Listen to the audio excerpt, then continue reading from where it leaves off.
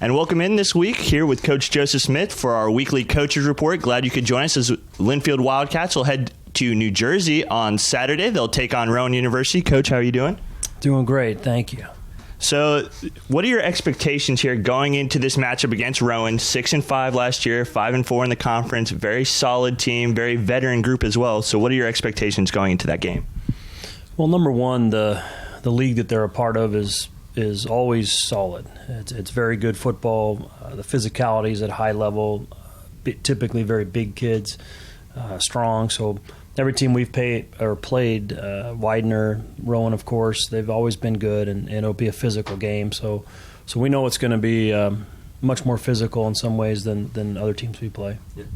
And so kind of with this matchup against Rowan, you guys will be flying across the country. What are your kind of thoughts? You know, the team gets to do something they haven't normally gotten to do the last couple of years. Are you excited for that opportunity to get the guys out there against a pretty competitive squad? We are. The chance to fly back east is well, it's rare. We haven't done it very often, and we've done it in the playoffs, I guess, more than the regular season. But it's very difficult to get games, and so we were really excited to have Rowan have an opening in their schedule, and we were looking at possibly playing 8 games, this year. So it was wonderful to have them show interest, and we're excited to do a home and home with them. I think it'll be a great opportunity for our guys to get to go back to the East Coast time period and see part of the country that we haven't gotten to see and play a really good football team. So we're really excited. First game, we can't wait to get going. And is this maybe potentially the opportunity to open up more games out of conference on the East Coast? Or I know normally Linfield will play against the SIAC as kind of our main competition in that one, so potentially there could be more opportunities to go out there? I think it could be. It's just a matter of finding teams that can afford to fly. It's quite expensive to move a football team that far, so oftentimes expenses is a big part of the equation. So we'd love to, yeah. So then moving into the actual game plan part, talking about the offense again, a bit of a younger offensive line for Linfield this year. A lot of sophomores in that group. Obviously, Sam Foltz moves over as a senior there, along with Zach Jacobs. But the defensive line of Rowan, pretty experienced group, a lot of seniors, led by all-conference player David Gatorovich on the defensive end. What can you expect with this pretty good challenge for that offensive line to begin the year? Oh, I think you're right. The defensive line for Rowan, I think, is very good. They're very stout inside. Good physical play, on the interior, and of course their ends are very explosive. Great pass rushers, great playmakers. So I think we'll have our hands full, without question, up front. That's certainly a matchup that, on paper, favors themselves, and we've got to do a good job of at least getting a draw there. Now, our O-line's young, and they are inexperienced, but they're talented, and they're coming around every day. We're getting better, so this will be a great test for us. And I really like what we're doing with those guys. Sam has been a wonderful addition. He and Mr. Jacobs are our 2 seniors there, and they're going to provide great leadership for all those youngsters that are playing.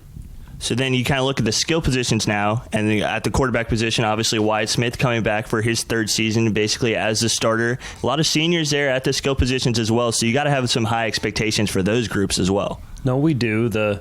The skill players with Kalo and the receivers and Wyatt, that's certainly the strength of our offense at this point in terms of the experience and the veteran. It's just hard to get that game experience, and it's such a wonderful teacher. It can be a terrible teacher for you, but getting used to playing in games, it's one thing. In practice, another in game. So I love the game experience that we have in those positions. It gives us the ability to adjust, gives us the ability to perform under pressure. Because they've been tested a little bit already. So I expect, now on the other side of the ball, I think their defensive backs are very good. I really like their corners. They'll be a tough matchup for our outside guys, but that'll be an interesting matchup to watch. I think it really will be. We'll expect to see Tyler Torgerson, Keaton Wood out there on the outside, and then we'll have Keegan Weiss there in the slot as well. Now, kind of flipping over to the defensive side of the ball for the Wildcats, got some good experience in there as well, particularly on that defensive line. Rowan, a very young offensive line for them, so are you expecting kind of to dominate almost in that matchup, or at least is that a matchup you're expecting to win? In many ways, I think it's a similar matchup that we just went through. The strength of their defense is that defensive line, and the strength of ours is our defensive line. So I would expect both defensive lines to be the strength of their teams in many ways. And so I hope our guys can go out and establish what we do well and stop the run and get them into obvious pass downs. That's what every defense wants to do. And if we can do that, our defensive line play is very strong.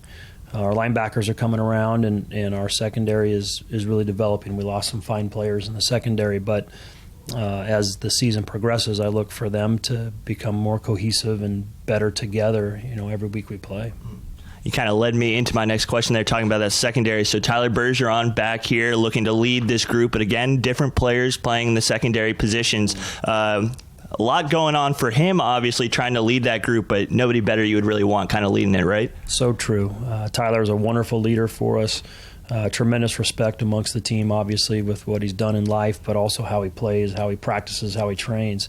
And he's very dangerous, very fast, explosive safety player. Dustin also is probably going to be our other starting safety, and I think he has many of the same intangibles that Tyler has had, and Duke and some of the great players that we've had play in the safety position here at Linfield. We've had a wonderful run of great safety play, and I think I expect those guys to be strong as well. Our corners, we moved Tyler Sitton out to corner, and he's getting better literally every practice that we play, as it's new for him. So he was an interior safety in high school and then was a receiver, and so we had him playing outside linebacker last year, and now he's playing corner. And so every practice that we have, I think he'll get better and better as he gets more comfortable. And Chris Adamo, I think, will have a good season for us at corner. So I'm really pleased with their progress at this point. And again, I think we'll be better week 2, week 3, week 4. Absolutely.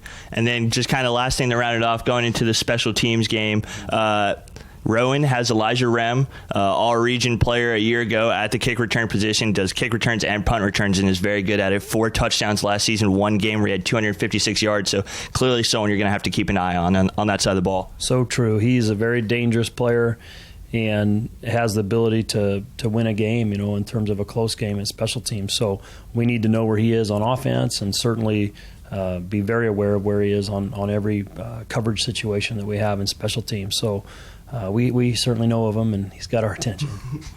So that'll just about do it for us here. Coach, thank you very much for the time. Linfield football will take on Rowan University. That'll be at 11 a.m. Pacific Standard Time, 2 o'clock Eastern Standard Time. Glad you could join us here for the Coach's Report for this week.